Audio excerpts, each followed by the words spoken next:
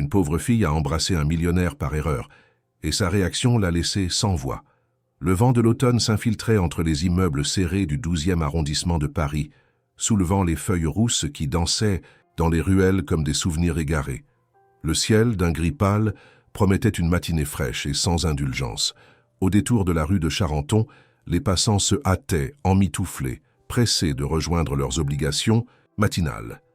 Parmi eux, Camille et Laurent couraient. Ses pas résonnaient sur les pavés irréguliers, tandis qu'elle tenait fermement une sacoche de papier remplie de dossiers administratifs, quelques médicaments et une lettre écrite à la main, soigneusement pliée. Une mèche de cheveux auburn échappée de son bonnet trahissait son agitation. Elle jetait régulièrement un coup d'œil à l'écran fissuré de son téléphone, lisant à la hâte un message de son collègue qui lui annonçait que l'ascenseur de l'asile était de nouveau en panne. Cela voulait dire monter 3 étages avec les plateaux du petit déjeuner à la main. Elle grimaça.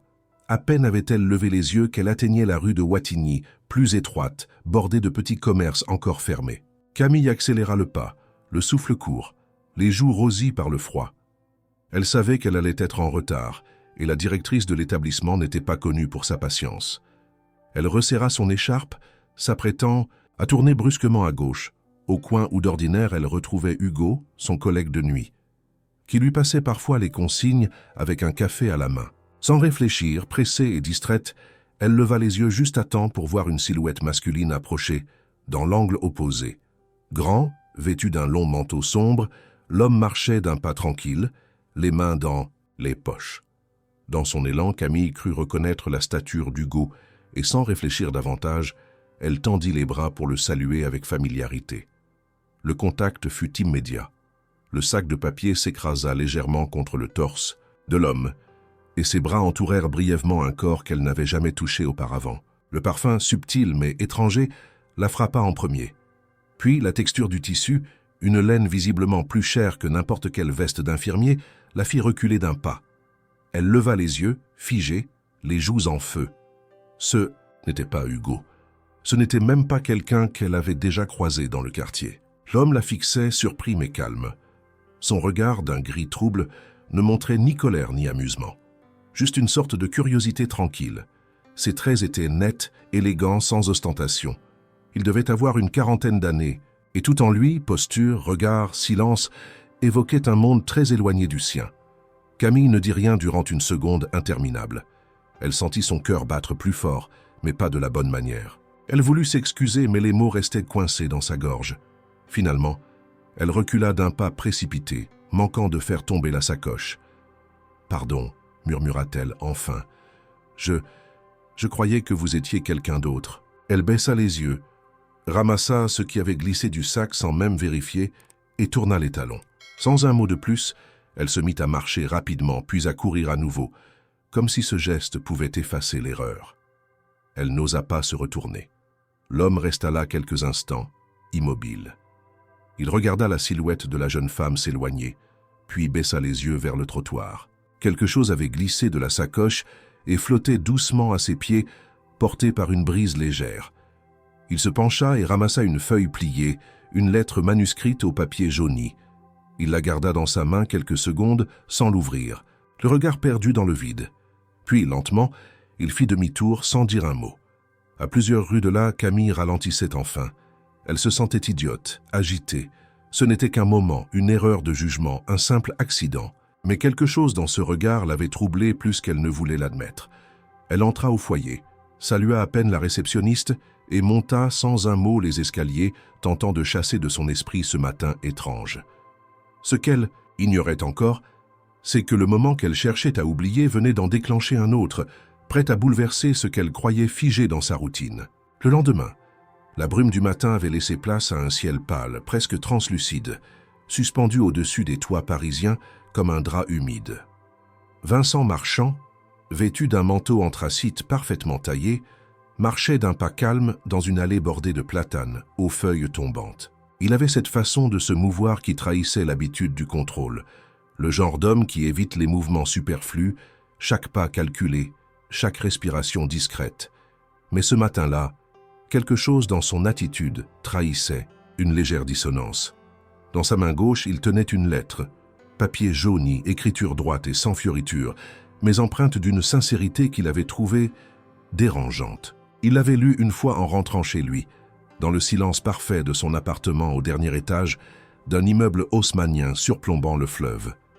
Il l'avait lu une deuxième fois, après avoir fait couler un café qu'il n'avait même pas goûté, et une troisième fois avant d'aller se coucher, incapable de s'arracher aux mots.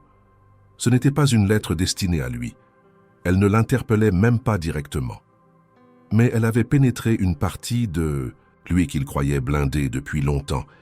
La scène du matin précédent restait gravée dans son esprit avec une netteté irritante. Cette femme, Camille, comme il l'avait découvert en fouillant à peine, l'avait heurté physiquement, oui, mais pas de la manière brutale ou inattendue qu'on imagine lors d'un accident de rue. Elle l'avait heurté avec douceur, sans violence, avec un geste d'une humanité si rare qu'il en avait été figé. Et ce qu'il avait ressenti durant les quelques secondes de ce contact imprévu l'avait dérouté plus qu'il ne l'aurait avoué à quiconque. Il repassait le moment encore et encore. Son parfum léger, l'urgence dans son regard, la chaleur de ce bref contact, et surtout le silence. Ce silence après l'étreinte accidentelle, qui n'avait duré que quelques battements de cœur, mais avait suffi à créer une faille dans son armure. Lui, l'homme qui signait des contrats à 8 chiffres sans sourciller, qui éteignait toute émotion superflue par réflexe, avait été désarmé par une inconnue dans une ruelle banale d'un arrondissement qu'il traversait rarement. Le souvenir de la voix de Camille, mal assurée, s'excusant et fuyant, l'avait fait sourire. Pas de peur, pas de supplication, juste une gêne sincère. Et pourtant, il n'avait pas pu répondre tout de suite. Ces mots avaient mis du temps à se frayer un chemin dans sa gorge. C'était inattendu, mais réconfortant.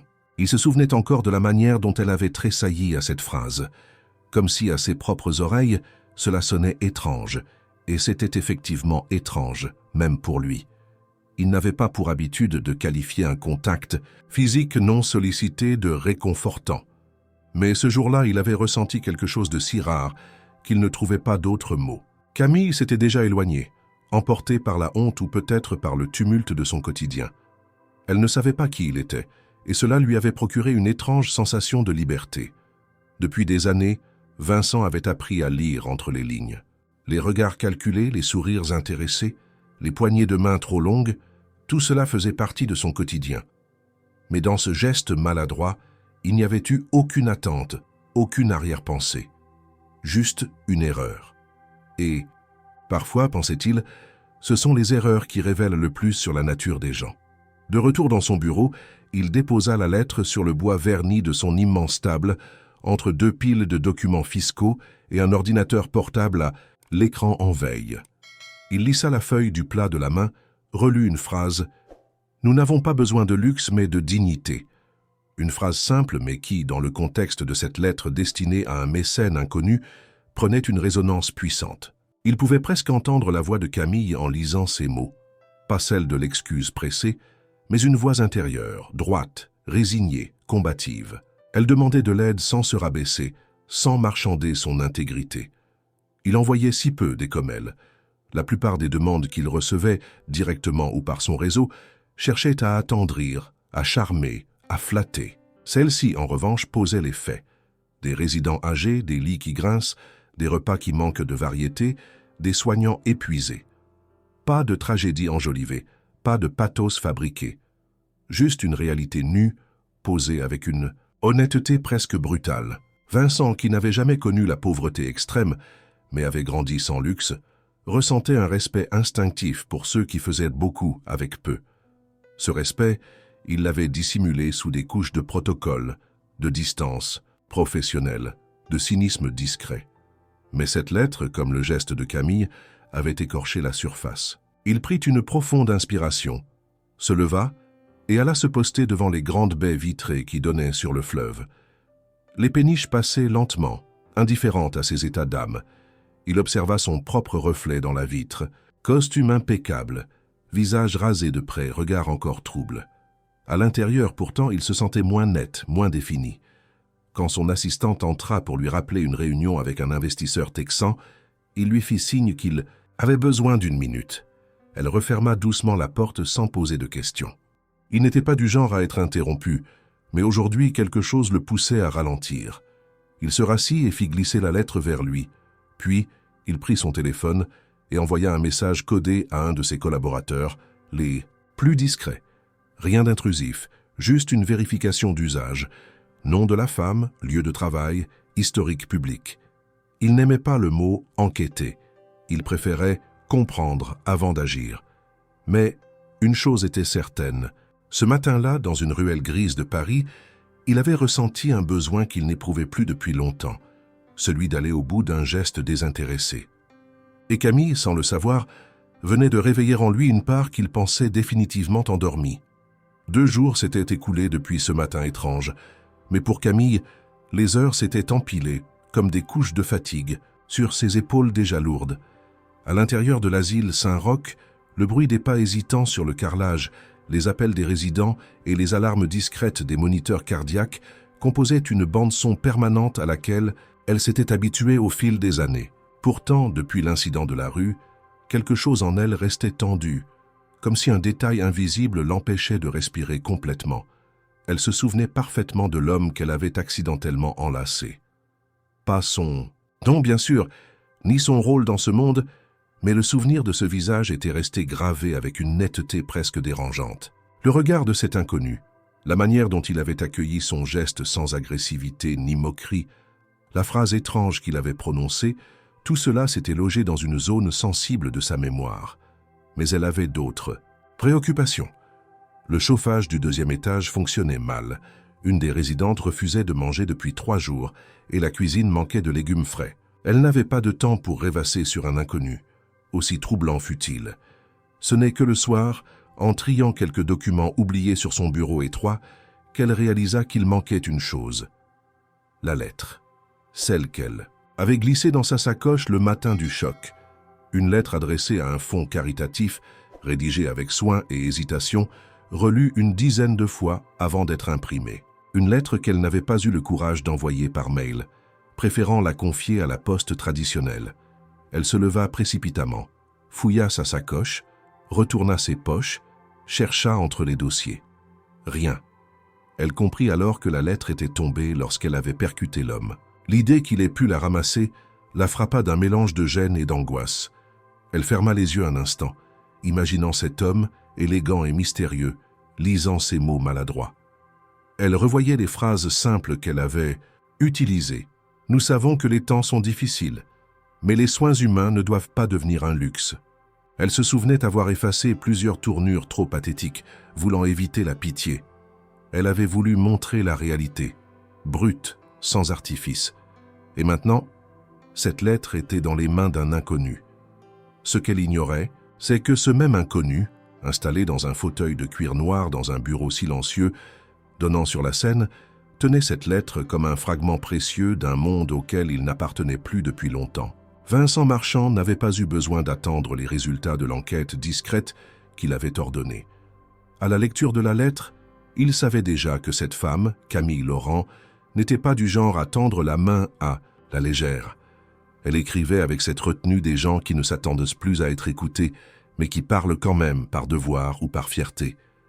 Il avait lu les mots encore et encore, incapable de les laisser reposer. Et ce qui le fascinait plus encore que le contenu, c'était ce que la lettre ne disait pas. Elle ne contenait aucune mention personnelle, aucun détail sur celle qui écrivait. Tout était centré sur les autres, les pensionnaires, les aides-soignants, les équipements usés. Elle parlait des vies des autres avec un soin qui trahissait un oubli de soi. Il y avait là une forme d'abnégation rare, presque violente. Dans le monde de Vincent, les mots étaient des armes ou des outils. Ils servaient à convaincre, à manipuler, à vendre, mais ceux de Camille étaient comme des pierres posées l'une après l'autre pour bâtir un pont vers quelque chose de plus humain. Il en fut touché presque à contre-cœur. La nuit suivante, il avait rêvé d'un couloir blanc et d'une silhouette qui s'éloignait lentement, sans se retourner. Il savait que ce rêve n'avait rien d'anodin. Il n'était pas homme à s'attacher aux hasards, et encore moins à se laisser influencer par une émotion. Pourtant, l'image de Camille, son odeur de pluie, la pression brève de ses bras, le timbre vacillant de sa voix, tout cela avait brisé une routine intérieure qu'il croyait inviolable. Il posa la lettre sur son bureau et se leva. Le parquet crissa légèrement sous ses pas, détail rare dans cet environnement où tout était prévu pour éviter le bruit. Il marcha jusqu'à l'immense baie vitrée et regarda les lumières de la ville, celles qui brillaient encore dans les immeubles lointains, les lampadaires dessinant des lignes jaunes sur l'eau sombre. Il se demanda depuis combien de temps il n'avait pas lu une lettre écrite à la main.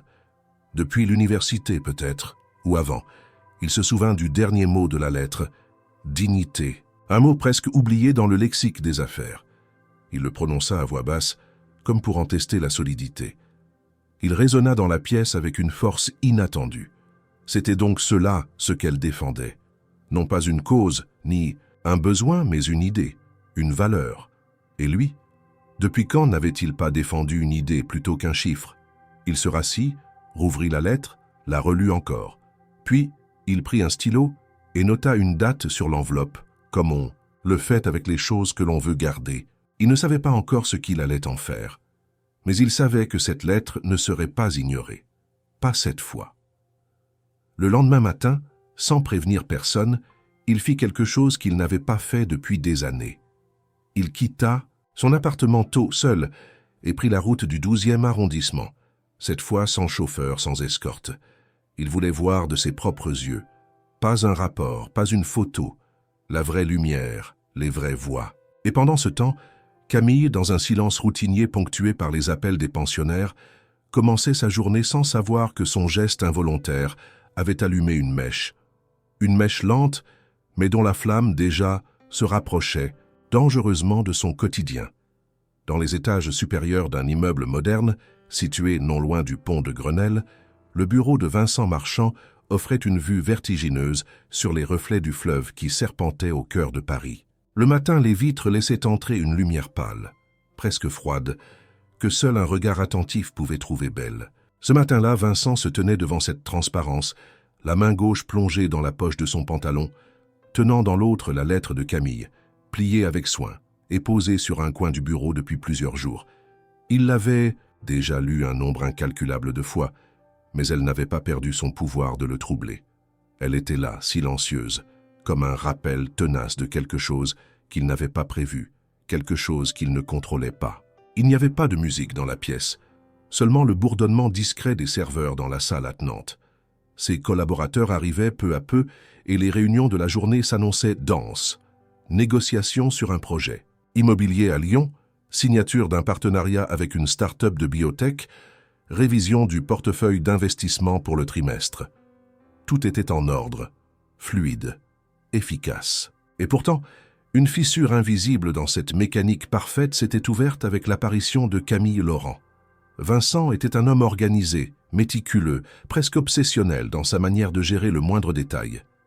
Il détestait les imprévus, mais ce qu'il détestait encore plus, c'était l'idée qu'un événement extérieur puisse le bouleverser sans qu'il en comprenne la mécanique. C'est pourquoi, ce matin-là, il avait décidé de ne plus rester spectateur. Il voulait savoir. Pas pour se rassurer ou satisfaire une curiosité passagère, mais parce que ce simple contact de quelques secondes avait éveillé en lui quelque chose d'archaïque, presque oublié, le sentiment que certaines choses méritaient d'être explorées sans but financier, sans retour sur investissement. Il appela discrètement un membre de son équipe, Paul, un ancien journaliste reconverti en analyste pour la fondation caritative que Vincent finançait en marge de ses affaires. Paul était connu pour sa discrétion et sa capacité à obtenir des informations sans éveiller le moindre soupçon. Il lui demanda de trouver des renseignements sur une certaine Camille Laurent, employée dans un établissement pour personnes âgées du 12e arrondissement. Aucun détail supplémentaire ne fut donné. Paul, habitué à ces requêtes sibyllines, hocha la tête et disparut sans poser de questions. Quelques heures plus tard, un dossier succinct fut déposé sur le bureau de Vincent. Il ne contenait rien de sensationnel. Nom, âge, fonction, parcours scolaire simple, aucun antécédent juridique, aucun lien direct avec des personnalités publiques. Une vie ordinaire, discrète, presque invisible. Pourtant, chaque ligne résonnait comme une confirmation silencieuse de ce qu'il avait ressenti instinctivement. Camille avait travaillé dans cet asile depuis plus de 6 ans, souvent au-delà de ses heures, connue pour son calme et son sens du devoir. Une phrase griffonnée à la main dans un rapport interne l'avait particulièrement marquée. « Ne parle pas beaucoup, mais quand elle s'engage, elle ne lâche rien. Ce profil contrastait radicalement avec ceux qu'il croisait habituellement. Les gens de son monde savaient parler, séduire, convaincre. Camille, elle, savait faire. Et elle le faisait sans chercher l'approbation, sans réseau, sans ambition sociale. Cela l'intriguait. Il se rendit compte que ce n'était pas seulement sa lettre ou son geste qui l'avait touché, mais bien l'idée qu'une telle personne existait encore dans cette ville, saturée de performance. Vincent se laissa tomber dans son fauteuil, fit tourner lentement la chaise face à la baie vitrée. Il se souvenait de la rue où tout avait commencé, de ce coin anonyme où une femme pressée l'avait pris dans ses bras par erreur. Il revoyait son regard affolé, sa voix tremblante, le moment où elle s'était détournée comme si elle avait voulu fuir le monde entier. Et maintenant, il savait son nom. Camille. Il aurait pu envoyer un don, un virement anonyme, via l'une de ses nombreuses structures philanthropiques. C'eût été simple, rapide, efficace, mais quelque chose l'en empêchait. Ce qu'il cherchait, au fond, n'était pas de réparer une injustice ou d'acheter une conscience tranquille. Il voulait comprendre pourquoi cette femme, dans une rue quelconque, avait réussi en un instant à le désarçonner comme aucun conseil d'administration n'y était parvenu depuis plus de 10 ans. Ce besoin de comprendre n'était pas rationnel. Il n'avait rien à voir avec un projet d'entreprise, ni même avec un acte altruiste. C'était une impulsion, une faille dans la cuirasse. Et plutôt que de la colmater, il avait décidé de la suivre, de voir où elle le mènerait. Il savait aussi que Camille était méfiante. Le ton de sa lettre ne laissait aucun doute. Elle ne faisait pas facilement confiance, surtout aux puissants. Elle n'attendait rien d'eux. Il faudrait donc l'approcher avec justesse, sans arrogance, sans fausse modestie. Il ne voulait pas la convaincre, encore moins la séduire. Il voulait simplement lui parler, la regarder en face, lui dire qu'il avait lu sa lettre et qu'elle avait résonné au-delà des mots. Vincent n'était pas un romantique. Il n'avait jamais cru aux élans du destin ou aux rencontres qui changent une vie. Mais il avait appris à reconnaître les signaux faibles, ceux qui précèdent les vraies mutations. Et cette fois, tout en lui disait que ce qu'il avait ressenti ne pouvait pas être ignoré. Ce n'était ni une lubie, ni une distraction. C'était une intuition profonde, presque physique. Il referma le dossier, le rangea dans le tiroir de droite qu'il utilisait rarement. Puis, il sortit une carte sobre, sans logo, où son nom était inscrit en lettres noires, et la glissa dans la poche de son manteau. Il n'avait pas encore décidé ce qu'il allait dire exactement, mais il irait. Il voulait la revoir dans son environnement, sur son terrain, pas pour juger ni pour intervenir, juste pour écouter, et peut-être, au fond, pour retrouver une part de lui-même qu'il avait abandonnée depuis trop longtemps sur le quai d'une autre époque. Une époque où les gestes simples avaient encore un poids, où les mots sincères pouvaient encore ébranler un homme qui croyait ne plus rien sentir. 2 jours plus tard, un matin de fin d'octobre aux nuances brumeuses, la lumière peinait à filtrer à travers les nuages tassés au-dessus du 12e arrondissement. Camille, emmitouflée dans un manteau beige un peu élimé, refermait lentement le grand portail vert de l'asile Saint-Roch après avoir aidé une résidente à entrer. La grille grinça comme à chaque fermeture et le bruit familier semblait annoncer une journée comme les autres. Pourtant, quelque chose dans l'air, ou peut-être dans le silence entre 2 sons, laissait entendre que ce jour n'allait pas suivre le même cours que les précédents. Elle ajusta son écharpe, prête à remonter l'allée gravillonnée en direction du bâtiment principal, lorsqu'un mouvement à la lisière de sa vision attira son attention. Un véhicule noir, aux vitres teintées et aux lignes discrètes, venait de s'arrêter à quelques mètres du portail. Ce n'était pas un modèle tape à l'œil, mais l'élégance sobre de sa carrosserie et la précision de son stationnement indiquaient qu'il ne s'agissait ni d'un taxi, ni d'une voiture de famille.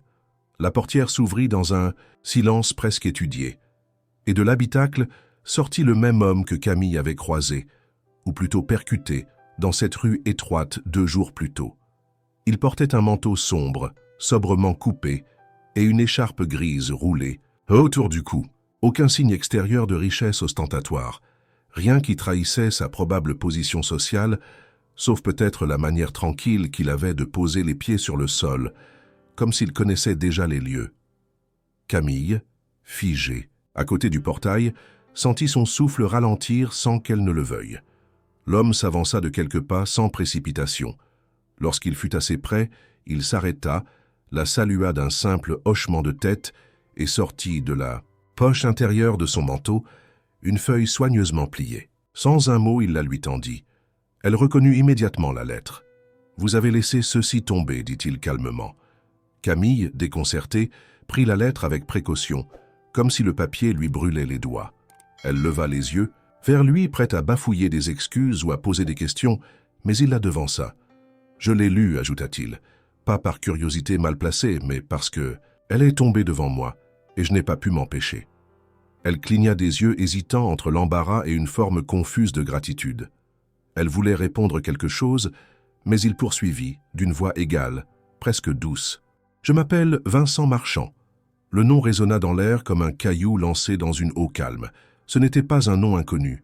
Camille l'avait entendu, vaguement, à la radio ou dans des articles qu'elle ne lisait jamais, vraiment jusqu'au bout. Un nom lié à des entreprises, à des projets urbains, à des chiffres qui flottaient bien au-dessus de son quotidien. Et pourtant, le visage devant elle n'avait rien d'un homme de pouvoir dans la caricature, ni arrogance, ni froideur. Juste une présence étrange, contenue. « Pourquoi êtes-vous venu ici ?» demanda-t-elle, méfiante malgré elle.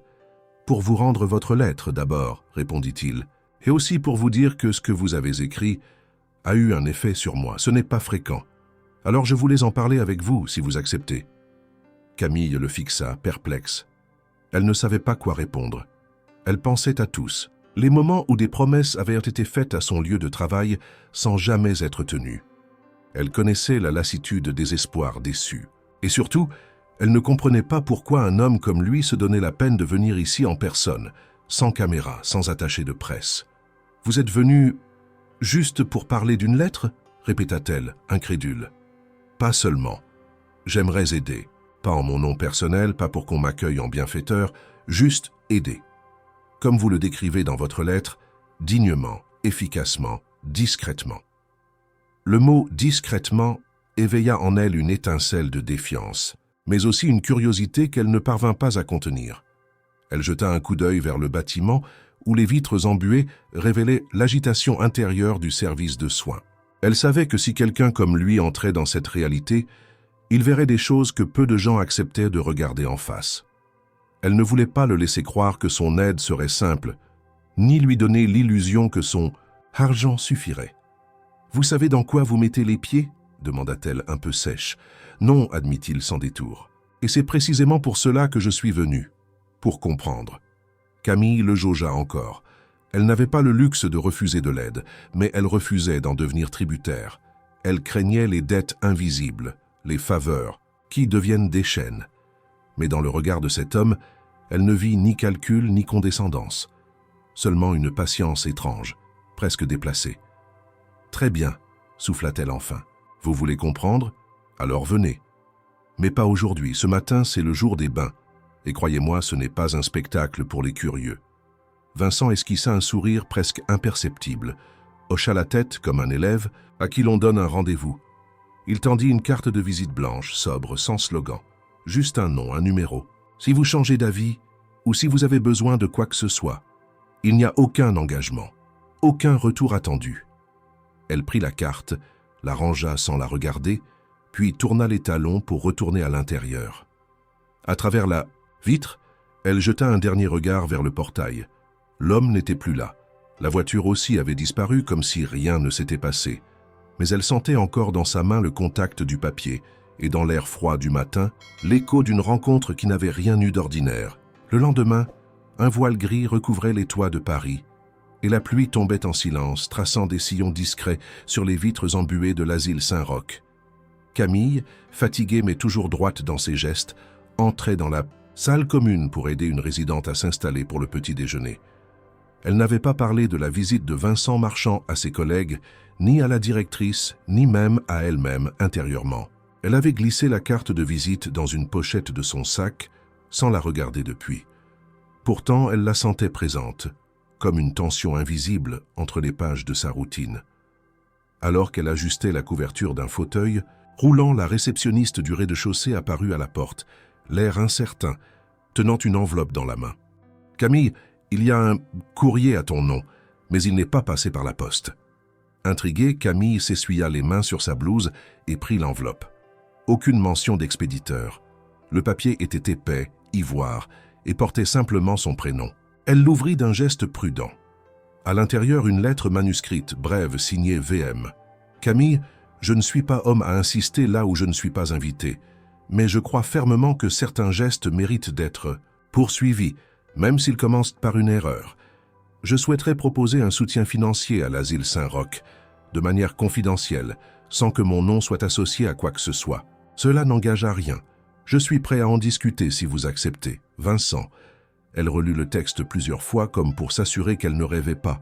L'écriture était ferme, sans arabesque, droite, comme celle de quelqu'un qui allait au but sans détour. Son cœur battait plus vite, mais pas d'émotion, plutôt d'alerte. Une offre comme celle-ci ne venait jamais sans conséquence. Elle connaissait trop bien les dynamiques de pouvoir, même dans ses formes les plus subtiles. Derrière les sourires polis, il y avait souvent une attente, un prix caché. Et ce Vincent, même s'il s'était montré respectueux, restait un homme de ce monde qu'elle observait de loin, sans y appartenir. Pourtant, elle n'avait pas l'intuition qu'il mentait. Il n'avait pas cherché à impressionner. Il avait même reculé quand elle avait refusé une visite. Et maintenant, il écrivait à la main, comme s'il voulait prouver qu'il était sincère, ou du moins, qu'il avait pris le temps.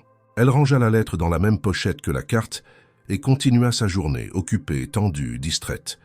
Le soir venu, en rentrant chez elle, elle retrouva son petit appartement sous les toits, modeste mais ordonné. Elle posa ses clés sur la table, fit chauffer de l'eau pour un thé et s'installa sur le canapé. La carte et la lettre devant elle. Elle les regardait comme on observe une pièce d'un puzzle dont on n'a pas encore trouvé le cadre. Elle ne répondit pas ce soir-là, ni le lendemain. Mais au bout de 3 jours, entre 2 réunions d'équipe et une commande de médicaments à moitié annulée, elle prit son téléphone et composa le numéro. Il répondit lui-même, sans filtre, sans secrétaire. Marchand. Elle hésita une seconde. C'est Camille, Camille Laurent. Un silence bref. Puis, merci d'avoir appelé. Elle se racla la gorge, droite comme une flèche. Je veux comprendre. Ce que vous proposez. Pourquoi vous le faites? Je le fais parce que j'ai lu votre lettre. Parce que ce que vous avez écrit mérite d'exister autrement que dans un tiroir. Et parce que je peux aider. Sans publicité, sans retour. J'en suis capable, donc je le fais. Mais vous ne me devez rien. Justement, c'est ce qui rend cette proposition différente. Un nouveau silence. Camille inspira profondément. Elle accepta de le rencontrer à nouveau, mais dans un lieu qu'elle choisirait, à l'heure qu'elle déciderait. Elle voulait garder la main. Ils se retrouvèrent 2 jours plus tard dans un petit café proche de la place Félix-Éboué. L'endroit n'était pas à la mode, ni particulièrement charmant, mais il était calme, modeste, et les serveurs y étaient discrets. Camille arriva la première, s'installa à une table au fond, loin des regards. Vincent entra 5 minutes plus tard, sans manteau luxueux, vêtu simplement. Il s'assit sans s'imposer, lui adressa un léger sourire. Pas de poignée de main, pas de tentative de familiarité. Leur échange fut franc, presque abrupt par moments. Camille posa des questions claires.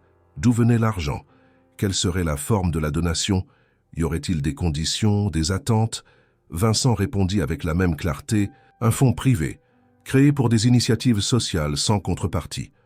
Aucun nom attaché, aucun contrôle de gestion, juste un suivi pour s'assurer que les ressources parviennent aux bénéficiaires. Camille l'écoutait, sceptique, mais impressionnée malgré elle par la précision de ses réponses. Il n'essayait pas de la convaincre, il exposait, et il concluait toujours ses phrases par des points, jamais par des promesses. À la fin, elle ne dit ni oui, ni non. Elle lui tendit simplement la main, ce qu'elle n'avait pas fait à leur première rencontre, et dit « Si je décide de continuer cette conversation, ce sera à mes conditions. » Il accepta d'un hochement de tête, puis se leva. Avant de partir, il sortit une petite enveloppe. « Ce n'est pas un chèque, juste mon adresse. Si un jour vous voulez voir ce que je fais de mes mains, et pas seulement de mon argent. » Il déposa l'enveloppe sur la table, salua et sortit sans se retourner. Camille resta là quelques minutes, le regard perdu dans sa tasse vide. Elle ne savait pas encore ce qu'elle allait faire, mais elle savait une chose. Cet homme ne cherchait pas à l'acheter. Il l'avait vu, et dans ce monde-là, c'était déjà une forme rare de respect. Les jours suivants s'écoulèrent. comme des vagues régulières sur la surface tendue de la vie de Camille. L'automne s'installait avec insistance, ses teintes cuivrées envahissant les rues de Paris, tandis que les premières brumes du matin se mêlaient au souffle discret des chaudières vieillissantes du foyer Saint-Roch. Le quotidien, avec sa cadence familière, reprit ses droits. Camille, fidèle à elle-même, continua son travail avec la même rigueur, la même attention portée aux gestes les plus simples, relever un résident tombé de sommeil sur sa chaise, veiller à ce que les traitements soient administrés à temps, consoler discrètement une pensionnaire qui pleurait la nuit sans raison apparente. Pourtant, derrière ses yeux calmes, une tension grandissait, faite d'attentes silencieuses et de questions inavouées. Elle n'avait pas donné de réponse claire à Vincent, et lui, fidèle à sa promesse, n'avait pas cherché à la relancer. Mais il y eut bientôt des signes, subtils, discrets, comme des cailloux blancs semés sur son chemin. Un matin, elle découvrit dans l'arrière-cour de l'asile un petit camion de livraison qui déposait plusieurs cartons soigneusement étiquetés. Draps neufs, couverture thermique, trousses de premiers soins, produits d'hygiène. La directrice, surprise, crut d'abord à une erreur. Mais les documents d'accompagnement étaient en règle, signés au nom d'une fondation inconnue, spécialisée dans le soutien aux établissements médico-sociaux. Aucun logo clinquant, aucune publicité. Les jours suivants, d'autres livraisons suivirent. Des denrées alimentaires fraîches, des équipements pour les soins, même quelques fauteuils roulants de qualité. Camille observait tout cela avec une méfiance croissante, mêlée à une gratitude qu'elle n'osait pas formuler. Elle n'avait aucun doute sur l'origine de ces dons. Elle n'avait pas besoin de confirmation. Elle reconnaissait la main de Vincent dans cette précision, dans cette retenue presque élégante. Il n'était pas revenu, n'avait pas envoyé de message. Il agissait à distance, sans bruit, sans chercher à se faire voir. Cette absence d'affichage, au lieu de la rassurer, l'agaçait. Camille n'aimait pas les dettes implicites, même celles qui ne se disaient pas. Chaque fois qu'un résident recevait une couverture plus chaude, chaque fois qu'un plateau repas comportait une soupe préparée avec des légumes frais au lieu de la poudre habituelle, elle se sentait à la fois soulagée et prise au piège. Elle savait que ces améliorations étaient nécessaires, qu'elles faisaient une réelle différence. Mais elle se demandait aussi quel pouvoir cela conférait à celui qui les offrait, et pourquoi cela l'ébranlait à ce point. Elle aurait pu laisser passer, ignorer, faire comme si. Mais quelque chose en elle refusait de se taire. Un soir, alors que les derniers soins étaient donnés et que les couloirs se vidaient, elle se rendit dans la salle de repos, sortit l'enveloppe que Vincent lui avait laissée et lut l'adresse. Ce n'était pas un bureau de verre avec vue sur la Défense, mais une rue paisible dans le 11e arrondissement, un ancien atelier réhabilité. Elle hésita quelques instants, puis rangea l'enveloppe dans son sac. Le lendemain, après son service, elle prit le métro et descendit à la station la plus proche. L'endroit était discret, sans plaque. Une simple porte grise avec une sonnette. Elle appuya. Après quelques secondes, la porte s'ouvrit. Un jeune homme lui sourit, sans surprise. « Camille Laurent ?» Elle hocha la tête, surprise. « Il m'a dit que vous viendriez peut-être. Entrez, s'il vous plaît. » À l'intérieur, l'espace était vaste, lumineux. Pas luxueux, mais agencé avec soin. De grandes tables en bois, des outils, des matériaux de construction. Des bénévoles réparaient des objets, triaient des dons, assemblaient des kits de premiers secours. Une atmosphère de travail, de simplicité, de calme. Vincent apparut au fond de la pièce, vêtu d'un pull foncé et d'un jean. Il s'avança vers elle, sans empressement. « Je ne m'attendais pas à vous voir si tôt, » dit-il. « Je voulais voir, » répondit-elle simplement. « Voir ce que vous faisiez de vos mains. » Il ne dit rien. Il la guida à travers l'atelier, lui présenta les projets en cours. Des meubles pour des familles relogées, des équipements pour des hôpitaux de campagne, des formations pour des jeunes en insertion. Rien de spectaculaire, rien qui ferait la une d'un magazine, mais du concret, de l'utile. Camille observait, posait quelques questions. Vincent répondait avec exactitude, sans chercher à impressionner. Lorsqu'ils revinrent près de la porte, elle se tourna vers lui. Pourquoi tout cela? Pourquoi pas simplement continuer à faire ce que vous faisiez déjà, les grandes? À faire? Les grands projets? Il haussa les épaules. Parce que je suis fatigué de signer des contrats qui n'améliorent que les chiffres. Parce que j'ai grandi dans un monde qui n'attendait rien de moi, et que si aujourd'hui je peux rendre un peu de ce que j'ai reçu, Je veux le faire à ma manière. » Elle le regarda, cherchant la faille. Il n'y avait ni larmes, ni discours. Juste une vérité nue posée là. « Vous m'énervez, dit-elle finalement. » Il sourit sans ironie. C'est bon signe, non? Elle esquissa un sourire en coin, sans répondre. Sur le chemin du retour dans le métro bondé, elle repensait à l'atelier, aux bénévoles, à l'énergie calme qui y régnait. Les dons continuaient d'arriver à l'asile, mais désormais, ils avaient un visage. Et ce visage, contre toute attente, commençait à lui sembler moins étranger. Quelques jours après sa visite à l'atelier, alors que les couleurs de l'automne s'étaient intensifiées dans les parcs et les squares de Paris, Camille commença à remarquer quelque chose d'inédit dans sa routine. Une forme d'attente. Une attente qu'elle n'avait pas choisie, mais qui s'était glissée dans les interstices de ses journées. Elle ne se l'avouait pas, bien sûr. Elle continuait à travailler avec la même application, à répondre aux besoins des résidents, à participer aux réunions hebdomadaires de l'asile. Mais il suffisait que le téléphone vibre dans sa poche ou qu'un courrier inhabituel arrive à la réception pour qu'un sursaut intérieur, qu'elle s'efforçait de maîtriser, la trahisse. Cette attente prit une forme concrète. Un jeudi matin, alors qu'elle rangeait des archives dans une salle humide du sous-sol, une enveloppe au papier épais, pliée en deux et glissée dans sa case personnelle, portait une écriture qu'elle reconnaissait maintenant sans hésiter. Elle la prit, hésita à l'ouvrir puis la glissa dans sa poche. Ce n'est qu'en fin de journée, dans le calme de la cuisine de son appartement, qu'elle décacheta le pli. À l'intérieur, un court message, manuscrit « Camille, je sais que les gestes directs ne sont pas toujours bienvenus, mais j'aimerais vous inviter à dîner. Un lieu simple, loin du bruit, où l'on peut parler sans cravate. Si vous refusez, je comprendrai. V. Aucun lieu, aucune date. Juste une invitation ouverte, posée comme une main tendue sans forcer. » Camille relut le message plusieurs fois, cherchant entre les lignes une attente dissimulée, une intention déguisée. Mais il n'y avait rien de cela. Juste une phrase, une ouverture. Elle réfléchit pendant 2 jours, pesant chaque argument, chaque instinct. Finalement, elle répondit.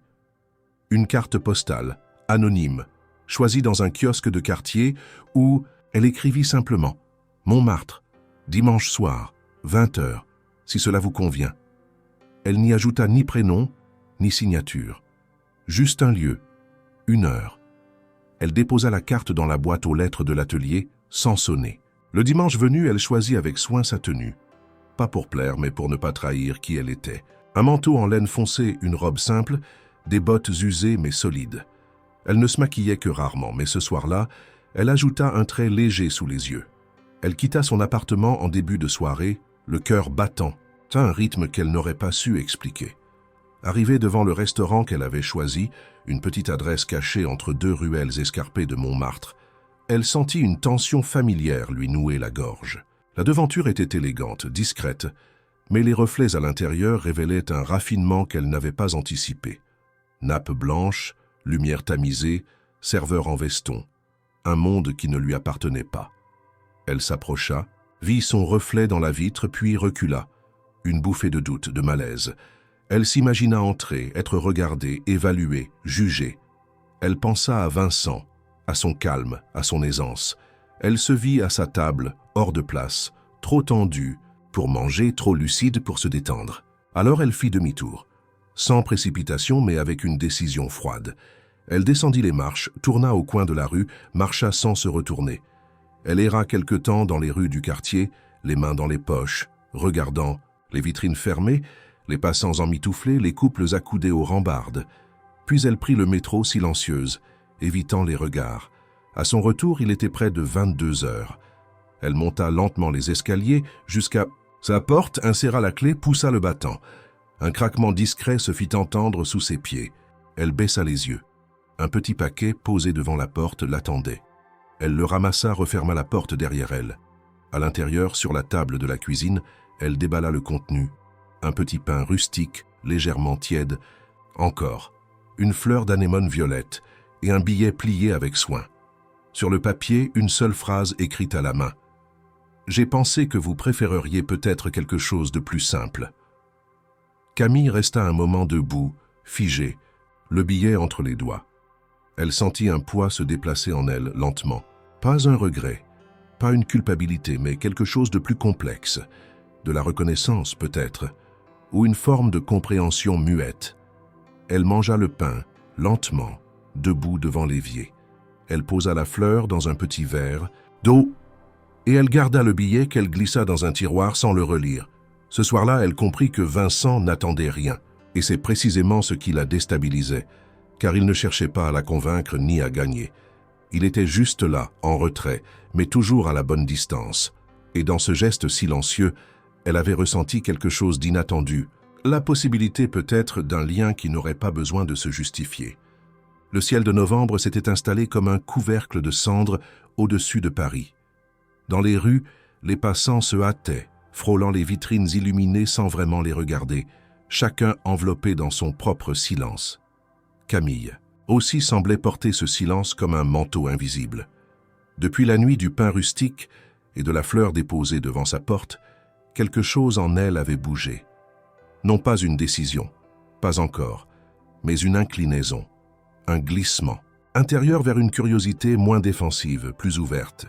Elle ne l'avait pas rappelé. Vincent non plus n'avait rien envoyé, et pourtant tous deux semblaient avoir compris que leur dialogue ne se jouait pas dans l'immédiateté. Les mots étaient rares, les gestes comptés, mais chaque interaction semblait s'enraciner plus profondément dans quelque chose qu'il ne savait pas encore nommer. Camille décida de visiter l'adresse que Vincent lui avait laissée dans la dernière enveloppe. Pas l'atelier qu'elle avait déjà vu, mais un autre lieu, mentionné sans emphase dans un second message qu'elle avait trouvé glissé dans la boîte de l'asile. Il s'agissait d'un centre social situé à la limite entre le 11e et le 20e arrondissement. Un quartier souvent ignoré des cartes postales, mais vivant, mélangé, brut. Elle s'y rendit un vendredi après-midi, en prenant soin de ne prévenir personne. L'endroit ne ressemblait pas à un projet de millionnaire. Façade décrépie, grille partiellement rouillée, intérieur animé par des voix jeunes, parfois criardes. Mais dès l'entrée, une atmosphère particulière flottait dans l'air, celle d'un lieu utile, actif, nécessaire. Une femme d'une 50aine d'années, en blouse tachée de peinture, l'accueillit avec un sourire franc. « Vous cherchez Vincent ? Il est derrière, avec les petits. » Camille traversa plusieurs couloirs jusqu'à une grande salle où une demi-douzaine d'enfants couraient autour d'une table encombrée de feuilles, de pots de colle et de crayons cassés. Au centre, debout, Vincent portait une chemise retroussée aux manches, les mains recouvertes de peinture bleue, et un sourire qu'elle n'avait jamais vu dans les articles ou les photos de presse. Il leva les yeux, la vit, et son sourire se transforma en un geste de la main, comme une invitation silencieuse. Elle s'approcha, prudente, et il l'introduisit aux enfants avec simplicité. « Voici Camille, une amie. » Le mot la surprit, mais elle ne le corrigea pas. Elle s'assit près d'un garçon qui essayait de dessiner un vélo sans roue arrière, et sans un mot, elle l'aida à compléter les lignes. Plus tard, alors que les enfants avaient quitté la pièce et que le silence s'était installé, entre les murs fatigués du centre, Camille et Vincent s'assirent sur un banc de bois brut dans la cour intérieure. Les feuilles mortes formaient un tapis irrégulier autour d'eux, et l'air sentait le métal et le vent. « Je ne vous imagine pas souvent dans ce genre d'endroit, » dit-elle. « J'y ai passé une bonne partie de ma jeunesse, » répondit-il sans détour. Ce centre n'était pas aussi organisé à l'époque, mais il existait déjà. Ma mère m'y envoyait après l'école. Elle travaillait tard, parfois 2 emplois à la fois. Camille tourna légèrement la tête vers lui. C'était la première fois qu'il parlait de son passé. « Vous étiez seul ?»« Oui. Mon père est parti tôt, ma mère est morte quand j'avais 17 ans. Une embolie. Soudain. J'ai dû finir le lycée seul. Ensuite, j'ai obtenu une bourse, étudier la finance. Mais c'est ici que j'ai appris à survivre. » Il parlait d'une voix calme, sans fioriture, comme s'il récitait une histoire qu'il avait longtemps gardée pour lui. « C'est pour ça que vous faites tout ça maintenant? Pour rendre ce qu'on vous a donné ?» Il haussa les épaules, regardant le ciel couvert. « Peut-être, ou parce que je sais ce que c'est que d'avoir froid en hiver, ou de se sentir invisible, ou de manger seul. » Camille ne répondit pas immédiatement. Elle sentait quelque chose d'ancien en elle résonner à ces mots. Elle pensait à son propre père, absent depuis sa naissance, à sa mère, femme discrète et courageuse, morte d'un cancer lorsqu'elle avait à peine 20 ans. Elle avait dû arrêter ses études, travailler dans une maison de retraite, puis dans une autre, jusqu'à trouver sa place au foyer Saint-Roch. Elle connaissait le goût du manque, pas dans sa forme spectaculaire, mais dans son quotidien entêtant. « Moi aussi, dit-elle doucement, j'ai grandi entre deux boulots de ma mère, et j'ai appris à ne jamais demander, à ne jamais devoir. » Vincent la regarda sans rien dire. Pas de compassion, pas de pitié, juste une écoute pleine. « Alors pourquoi vous me laissez vous aider ?» reprit-il, presque dans un souffle. « Je ne suis pas sûr de vous laisser, pas encore, mais je commence à croire que ce n'est pas un piège. » Ils restèrent là longtemps, sans parler, le vent jouant doucement avec les feuilles autour d'eux. Ce silence-là n'était pas vide. Il était dense, peuplé d'histoires partagées, d'ombres communes. Et dans cette parenthèse, Camille comprit quelque chose de fondamental. Vincent n'était pas un riche en quête de rédemption. Il était un homme qui avait connu la même nuit, mais sous un autre angle. Et peut-être que cette reconnaissance silencieuse était le début de quelque chose qui ne s'écrivait dans aucun contrat. Le foyer Saint-Roch entrait dans cette phase de l'année où le froid commençait à s'immiscer entre les murs, malgré les tentatives des radiateurs à bout de souffle. Les résidents se blottissaient davantage sous leurs couvertures et les visites, déjà rares, se faisaient encore plus espacées. Camille, elle, se déplaçait d'un étage à l'autre avec sa rigueur habituelle, mais un changement subtil se lisait dans ses gestes, un relâchement de la tension, une forme de disponibilité nouvelle. Depuis sa conversation avec Vincent dans la cour du centre social, une complicité silencieuse s'était établie entre eux. Rien de spectaculaire, aucune déclaration, aucun renversement dramatique, mais un fil, ténu mais tenace, les reliait désormais. Ce matin-là, un événement imprévu allait mettre ce lien à l'épreuve. La direction de l'asile avait organisé, pour la première fois depuis plusieurs mois, une visite d'un groupe de mécènes potentiels, intéressés par le modèle de gestion humaniste récemment mis en place. L'un des nouveaux bénévoles, ignorant la discrétion que Vincent s'imposait, avait mentionné son nom au cours d'une discussion avec l'équipe administrative. En quelques heures, la rumeur avait circulé. Le nom de Vincent Marchand, ce nom qui, jusque-là, n'était qu'un murmure dans les coulisses, avait atteint des oreilles désireuses de prestige. La directrice, trop heureuse de pouvoir compter un nom aussi influent dans la liste de ses soutiens, avait discrètement glissé l'information dans les documents de présentation du jour. Elle ne voyait pas de mal à cela. Après tout, si un homme comme Vincent Marchand soutenait le foyer, cela légitimait tout leur travail. Camille n'en fut informée qu'en dernière minute, alors qu'elle aidait un résident à boutonner son gilet. Une collègue lui lança à mi-voix « Tu savais que le monsieur que tu vois parfois est dans le dossier des mécènes maintenant? La directrice veut qu'il dise quelques mots tout à l'heure. » Camille laissa échapper une bouffée d'air contrarié. Elle sentit une tension grimper dans sa nuque, une colère sourde. Elle quitta la chambre, descendit les escaliers à grandes enjambées et arriva dans le petit salon où l'équipe préparait les chaises pour accueillir les visiteurs. Vincent était là, debout près de la fenêtre, vêtu de son manteau sombre, visiblement mal à l'aise dans cette ambiance solennelle. Elle l'approcha sans détour. « On ne devait pas parler de vous. C'était clair, non ?» Il lui répondit, d'une voix basse mais ferme. « Je n'ai rien dit. Je ne savais pas que mon nom avait été intégré à quoi que ce soit. Ce n'était pas mon initiative. Et pourtant, vous êtes ici. Vous allez parler, c'est ça? Expliquez comment. Vous nous avez sauvés avec vos dons? Offrir une belle histoire à raconter dans les rapports annuels ?» Il la regarda sans ciller.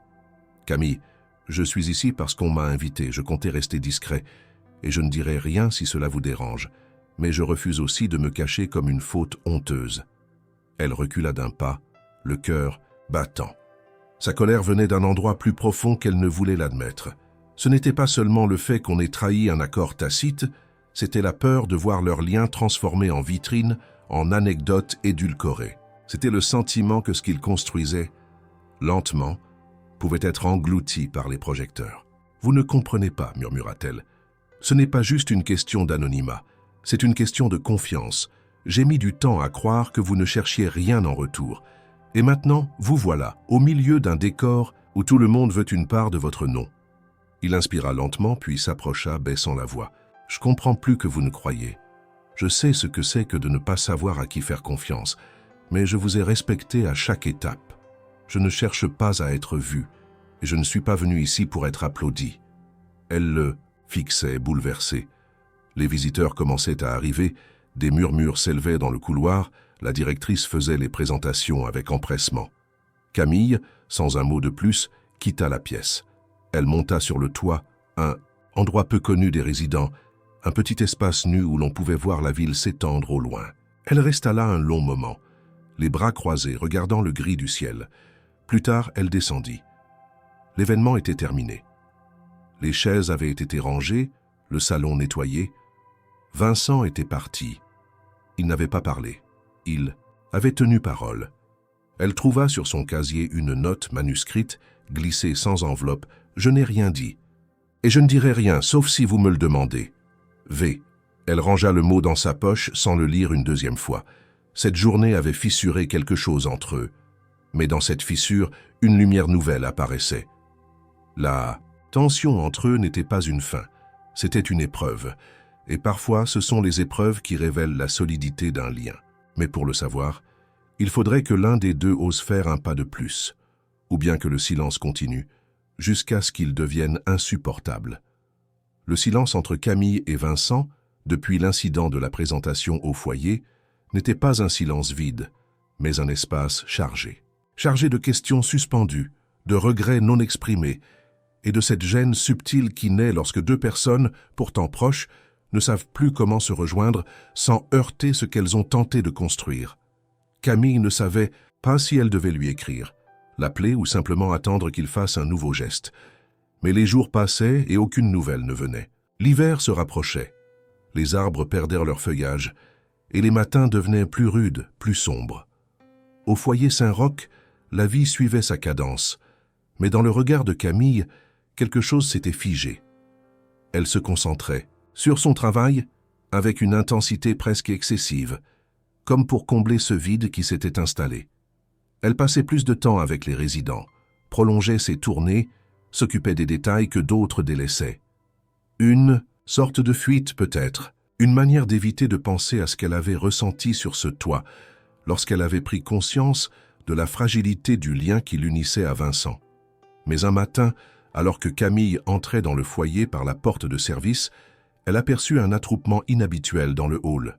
Des rires, des exclamations étonnées, des voix qu'elle n'entendait jamais avec cette vivacité. Elle se faufila discrètement à travers le couloir, puis s'arrêta net. Au milieu de la salle commune, vêtu d'un simple gilet et d'un pantalon de travail, Vincent se tenait penché sur un chariot de soins. À ses côtés, une aide-soignante lui montrait comment changer un pansement. Il écoutait, appliqué sans détourner les yeux. Autour de lui, des résidents le regardaient avec curiosité. Certains osaient lui parler, d'autres riaient de le voir maladroitement manier les outils qu'ils associaient d'ordinaire à Camille ou à ses collègues. Il n'était pas là en visiteur. Il était là comme l'un d'eux. Il ne supervisait pas, il ne dirigeait pas. Il exécutait sans chercher à se faire remarquer. Camille resta un long moment à observer la scène sans intervenir. Elle voyait Vincent sous un jour nouveau. Il n'était pas venu pour réparer une erreur. Il n'était pas revenu pour se faire pardonner. Il avait simplement choisi d'être là, présent, utile, concret.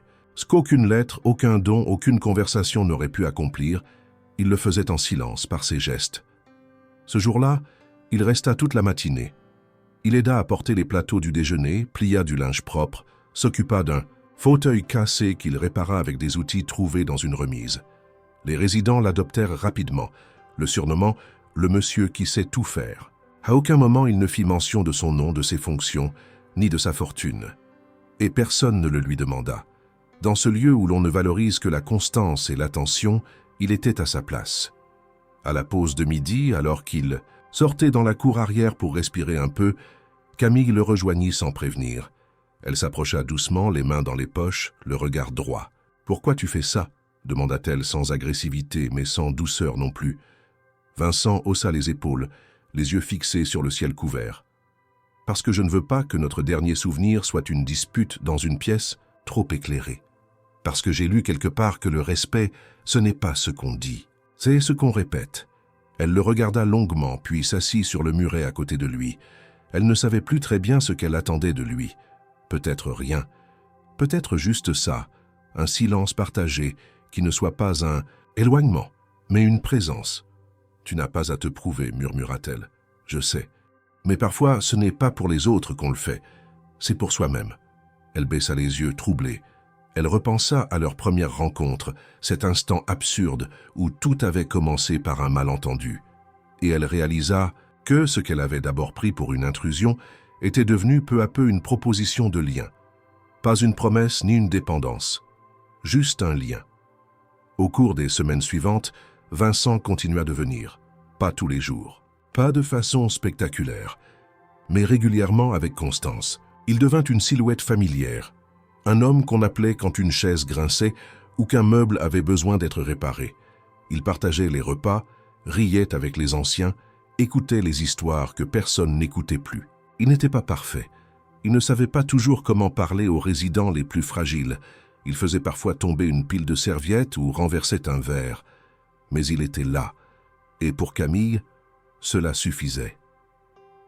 Ce qui s'était construit entre eux ne ressemblait à rien de ce qu'elle avait connu. Il n'y avait pas eu de grands bouleversements, de déclarations enflammées, de ruptures tragiques. Il y avait eu, au contraire, une série de choix calmes, de gestes justes, de silences pleins. Et ce jour où il était revenu, les mains tachées, de peinture, prêtes à recommencer, avait marqué un tournant. Non pas parce qu'il avait changé les choses, mais parce qu'il s'était changé lui-même. Dans les yeux de Camille, ce n'était plus le millionnaire qui apparaissait, ni l'homme discret aux cartes manuscrites. C'était quelqu'un de présent, dans toute l'acceptation du terme. Quelqu'un qui n'attendait rien, mais qui offrait tout ce qu'il pouvait donner.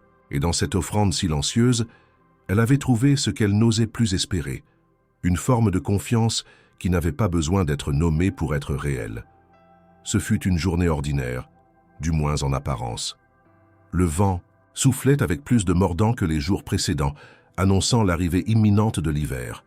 Le ciel était d'un gris uniforme, sans la moindre faille pour laisser passer un rayon de lumière. Au foyer Saint-Roch, les rideaux restaient tirés plus longtemps, et les couloirs étaient envahis par une chaleur sèche et lourde, produite par les radiateurs poussés au maximum. Les résidents portèrent leurs gilets les plus épais et demandaient des tisanes plus souvent qu'à l'accoutumée. Camille, comme toujours, veillait au bon déroulement de chaque geste, de chaque soin, mais un calme particulier semblait habiter son visage. Vincent était venu ce jour-là comme à son habitude, vêtu de son manteau sombre, les manches déjà retroussées avant même d'entrer. Il s'était joint à l'équipe sans attendre, aidant à transférer un résident entre deux fauteuils, distribuant les plateaux, participant au rangement des salles. Il était devenu un élément de cet équilibre précaire qui régissait la vie du foyer, et sa présence n'était plus questionnée. Il ne dérangeait plus. Il appartenait, tout simplement. Mais ce soir-là, quelque chose de différent flottait dans l'air. Camille l'avait ressenti dès qu'il avait franchi la porte. Pas dans son comportement, toujours discret, ni dans ses mots, toujours mesurés. Mais dans ce silence entre eux, devenu plus dense, moins chargé de doute, plus chargé d'attente. Comme si tout ce qu'ils avaient accumulé en gestes retenus et en paroles différées arrivait à son seuil. Ce moment précis où l'on ne peut plus reculer sans renoncer à ce que l'on n'a pas encore nommé. La journée se termina sans incident dans la lumière jaune des couloirs. À 19 heures passées, les résidents s'étaient installés devant leurs émissions du soir, certains somnolaient déjà dans leurs fauteuils. Les soignants prenaient leur pause ou terminaient les derniers relevés. Camille fit un dernier tour, saluant doucement les visages qu'elle connaissait par cœur, vérifiant une couverture ici, ajustant une perfusion là. Puis, elle descendit au rez-de-chaussée, là où la lumière naturelle s'estompait derrière les vitres embuées.